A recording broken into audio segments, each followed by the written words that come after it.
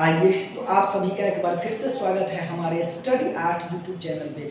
तो आज से हम मिडियावल इंडिया का जो एक सेगमेंट होता है मुगल पीरियड यानी कि मुगल काल, इसको स्टार्ट करने वाले हैं। और जैसा कि हमने दिल्ली सल्तनत ख़त्म किया था, तो दिल्ली सल्तनत में गुल खिले तो सांस लो, गुलाम वंश से लेकर के और अंतिम लोधी वंश तक के कालखंड को एक डिटेल्ड एनालिसिस कर लिया था।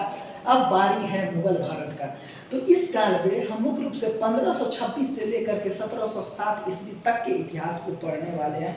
उसके बाद उत्तरवर्ती या परवर्ती मुगल काल कहते हैं, वो लेटर ऑन पीरियड में होता है, जो कि औरंगजेब का मृत्यु 1707 में हो जाता है। तो बहादुर शाह प्रथम से लेकर के और अंतिम शासक बहादुर शाह द्वितीय तक का काल वो बाद वाले टॉपिक में करेंगे। तो फिलहाल हम मुगल भारत का जो बाबर है, एक बहुत उभरता सितारा, और यही स्थापना करता है मुगल इंडिया का, मुगल भारत का।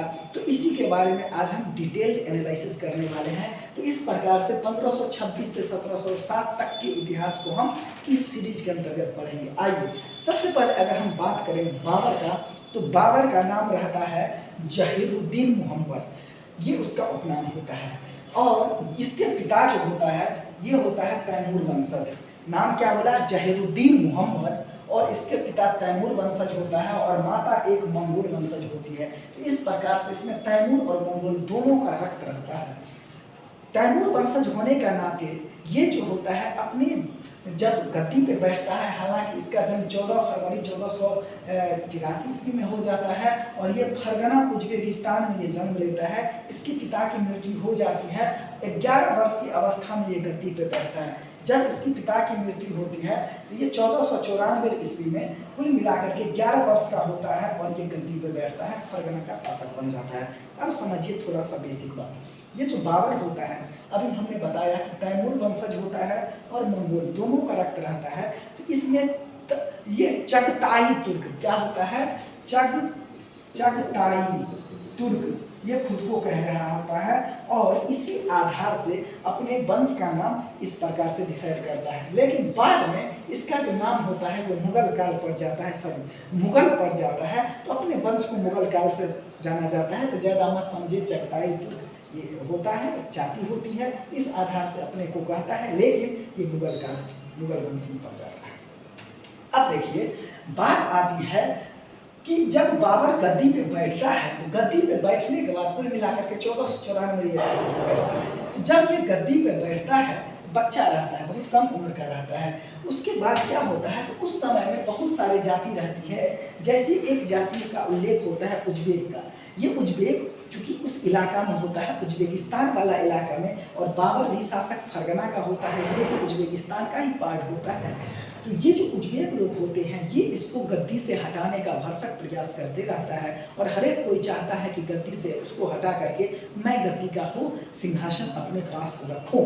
फलस्वरूप क्या होता है, बाबर का उज्बेक के साथ हमेशा विवाद होते रहता है। और इस क्रम में हम देखते हैं कि कई मर्तबे उज्बेक बाबर को हरा देता है और हराने के बाद हम देखते हैं कि बाबर का राज छिन्न विछिन्न हो जाता है।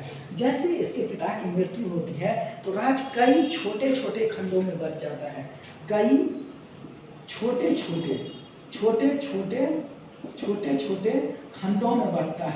खंडों में बढ़ता है और कई छोटे छोटे जब खंडों में बढ़ जाता है तो उस पर कई छोटे छोटे शासक आ जाते हैं, शासन करने लगते हैं। फलस्वरूप बाबर को होता है कि क्यों न एक विशाल साम्राज्य का स्थापना किया जाए। फलस्वरूप वो आक्रामक नीति यानी कि युद्ध नीति का वो पालन करता है।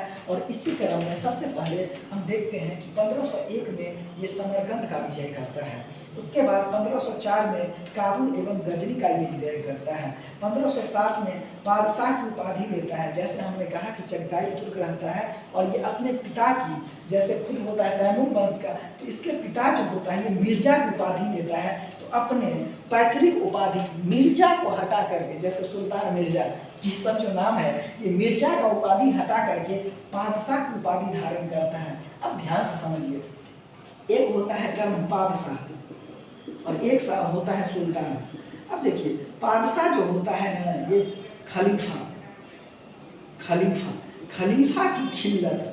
खलीफा की खिल्लत को ये स्वीकार नहीं करेगा और सुल्तान खलीफा की खिल्लत को स्वीकार करेगा। बेसिक डिफरेंस यही होता है। खलीफा वो होता है जो मुस्लिम धर्म के सबसे सबसे बड़े धर्म गुरु होते हैं उसको बोलते हैं खलीफा। तो जो खलीफा की खिल्लत को स्वीकार करता है वो सुल्तान कहलाता है, और जो खलीफा की खिल्लत को स्वीकार नहीं करता है वो बादशाह कहलाता है, बादशाह कहलाता है। अर्थात जब ये गद्दी पर बैठता है तो गद्दी पर बैठने के बाद से 1507 में ये बादशाह की उपाधि धारण करता है। मिर्जा की जो पैतृक उपाधि रहती है उसको हटा देता है। 1518 में बाजौर एवं भेरा की क्या करता है, विजय करता है। 1519 में पेशावर को जीतता है, पेशावर पाकिस्तान वाला इलाका, और ये खैबर दर्रा से भारत में आता है। इसके बाद 1524 ईस्वी में हम देखते हैं कि भारत में जैसे यहाँ भी कई छोटे छोटे राज्य में विखंडित हो जाता है, और इस समय दिल्ली पर किसका शासन रहता है, तो दिल्ली पर लोधी का शासन रहता है। एक्चुअली में इब्राहिम लोधी का शासन रहता है। तो इब्राहिम लोधी के काल में कई सारे हम देखते हैं लड़ाइयाँ होती है। खास करके अगर हम राणा सांगा की बात करें तो राणा सांगा से दो लड़ाई होता है। एक होता है खतौली की लड़ाई ठीक, और एक और लड़ाई होता है इसके सामने, दूसरा लड़ाई होता है इसका धौलपुर का लड़ाई, धौलपुर। तो खतौली और धौलपुर के लड़ाई में हम देखते हैं कि खतौली की लड़ाई जब होता है राणा सांगा के साथ, तो राणा सांगा जो है, जो कि मेवाड़ या चित्तौड़ का शासक रहता है, ये इब्राहिम लोधी को हरा देता है। लेकिन जैसे ही धौलपुर का युद्ध होता है 1 साल के बाद, इस समय हम देखते हैं कि ये हार जाते हैं, राणा सांगा हार जाता है। फलस्वरूप राणा सांगा इब्राहिम लोधी से बदला लेने के लिए इस ताक में रहता है कि क्यों ना हम किसी दूसरे आक्रांतों को यहाँ पे इन्वाइट कर दें और इससे इब्राहिम लोधी का बदला ले। उस समय मौका भी मिलता है 1524 ईस्वी में। उस समय राणा सांगा प्लस आलम खां लोधी, ये इब्राहिम लोधी का चाचा रहता है। कौन रहता है, इब्राहिम लोधी का ये चाचा रहता है, प्लस दौलत खां लोधी, ये दौलत खां एक्चुअली में लाहौर का राज्यपाल रहता है। तो लाहौर का राज्यपाल दौलत खां। उसके बाद इब्राहिम लोधी का चाचा आलम खां और राणा सांगा, जो कि मेवाड़ या चित्तौड़ का कह सकते हैं शासक होता है, वो यहाँ पे तीनों मिल करके निमंत्रण भेजता है बाबर को कि आप आओ, लोधी को लूटो और लूट करके चले जाओ।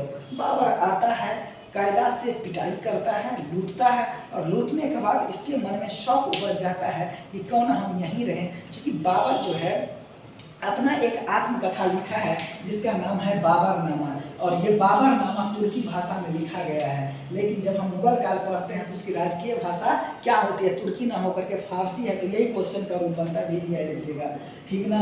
ये तुजुक ए बाबरी, इसी को बाबरनामा कहा जाता है कि जो कि तुर्की भाषा में लिखा है। तो तुर्की भाषा में लिखे हुए बाबरनामा में या तुजुक ए बाबरी में इस बात का जिक्र किया गया है कि भारत के लोग जो है ना सुंदर नहीं है। इसके अलावा विजयनगर साम्राज्य का जिक्र किया है, मेवाड़ का जिक्र किया है, इसके अलावा 5 मुस्लिम राज्यों का जिक्र किया है, पशु पक्षी का जिक्र किया है, सोना चांदी से अपार भंडार है भारत, इसका जिक्र किया है, पशु पक्षी नदी नाले फूल पत्ती का जिक्र किया है, और अंत में ये भी कहा है कि भारत के लोग मरना जानते हैं, लड़ना नहीं जानते हैं। तो ये सब तुर्की भाषा में लिखा हुआ अपनी आत्मकथा, बाबरनामा क्या है, आत्मकथा है। इसमें इन सभी बातों का जिक्र किया गया है। जब ये बाबर भारत में आता है तो आने के क्रम में इसको लड़ाई लड़ना होता है, क्योंकि इसको इनविटेशन ही मिलता है कि आओ लोधी को हराओ और जाओ। फलस्वरूप इसका एक ट्रिक है, याद रखिएगा, पानी पिया, खाना खाया, चाय पिया और घर गया। ध्यान से सुनिए, बाबर आया, पानी पिया, खाना खाया, चाय पिया, घर गया। याद रखिए, बाबर आया, पानी पिया, खाना खाया, चाय पिया और घर गया। याद रहेगा। तो देखिए, बाबर आता है, पानी पीता, अर्थात पानीपत की पहली लड़ाई। ये जो पानीपत की पहली लड़ाई होता है ये बाबर वर्सेस इब्राहिम लोधी होता है, और ये 1526 में होता है, और हर एक बार की तरह बाबर भी यहाँ पे जीत जाता है। इसमें चूंकि ये तुगलकमा युद्ध पद्धति का प्रयोग करता है, उस्मानी या रूमी विधि का प्रयोग करता है। तुगलकमा युद्ध पद्धति होता है कि जो दो गाड़ियों के बीच में तोप लगा दिया जाता था, और ये तोप का प्रयोग करने वाला भारत में बाबर ही होता है, यही पद्धति होता है। इसके अलावा जब ये पानीपत की पहली लड़ाई जीतता है, अर्थात भारत में एक शक्तिशाली शासक को हराता है, इब्राहिम लोधी को, तो हम देखते हैं कि काबुल निवासी को, हर एक काबुल निवासी को एक एक चांदी का सिक्का देता है।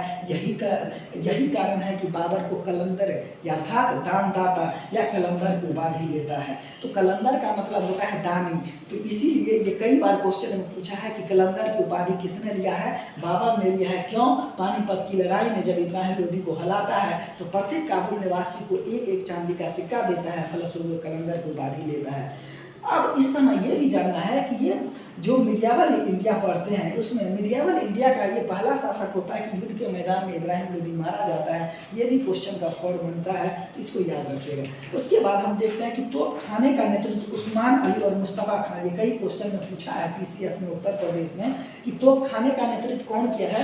उस्ताद अली और मुस्तफा खान। इसके अलावा इस समय धनुर्धारी जो होता है, ये धनुर्धारियों का जलवा रहता है और इसी के दम पे बाबर जो है दस्ता नाबूद कर देता है इब्राहिम लोदी को और ये युद्ध जीतता है। तो पानीपत की पहली लड़ाई 1526 ईस्वी में इब्राहिम लोदी वर्सेस बाबर जीतता है। तुगलमा युद्ध पद्धति, उस्मानी रूमी विधि, ये का क्या करता है? प्रयोग करता है। उस्ताद अली और मुस्तफा खान इसके तोपखाने का नेतृत्व करता रहता है। धनुर्धारी जो है बहुत बेहतरीन प्रदर्शन करते हैं और इब्राहिम लोदी युद्ध के मैदान में मारा जाता है। इतना बात याद रखिएगा। और काबुल निवासी को एक एक चांदी का सिक्का देता है, फलस्वरूप कलंदर की उपाधि लेता है। दूसरा बात आता है खाना खाया अर्थात खानवा की लड़ाई। खानवा की लड़ाई एक साल बाद 1527 ईस्वी में होता है। राणा सांगा वर्सेस बाबर, यही जो चित्तौड़ होता है या इसी को मेवाड़ बोलते हैं। तो यहाँ पे इन दोनों के बीच में लड़ाई होता है। कारण बताए हैं कि राणा सांगा ने इन्विटेशन भेजता है बाबर को कि आओ इब्राहिम लोदी को लूटो, चूँकि हमको खतौली की लड़ाई में और धौलपुर की लड़ाई में हमको हराया है। फलस्वरूप हम देखते हैं कि राणा सांगा से इनका मुठभेड़ होता है। चूँकि कारण होता है कि राणा सांगा इस ताक में बैठे रहते हैं कि बाबर जो है जीत करके अब चला जाएगा, लेकिन उसको ये नहीं पता था कि बाबर पिपासु व्यक्ति है। अब ये है उसका अंदर का पिपासा जाग गया है, लोभ जाग उठा है।